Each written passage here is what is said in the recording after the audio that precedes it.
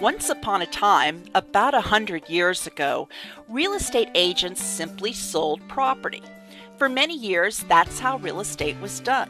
The agent's loyalty was to the seller, by whom he was paid a contingent on a sale commission. For buyers, it was caveat emptor, let the buyer beware. Licensing, interbrokerage cooperation, regulation, and eventually the multiple listing service would develop over many decades to come.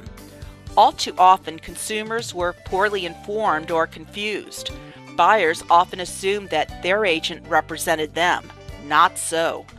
Lawyers called the concept of who represented who agency, but the reality was that the agent was working with the buyer while representing the interests of and being paid by the seller. Lawyers called this arrangement subagency.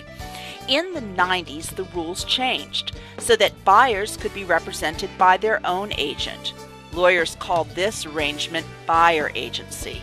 For the first time, buyers could have real representation and advocacy.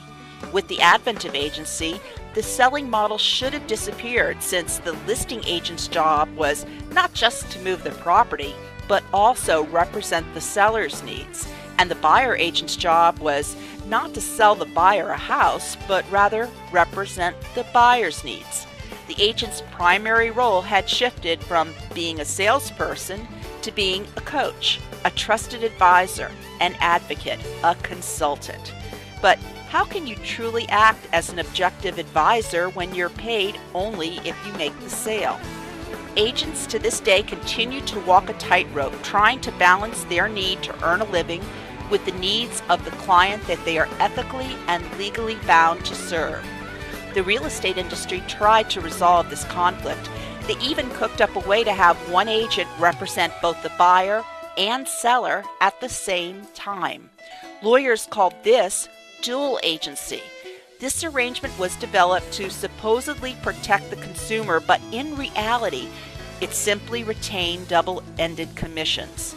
State and provincial regulators may have revamped agency structures, but they ignored the root problem, since sale contingent commissions still dominate, thereby perpetuating the sales culture.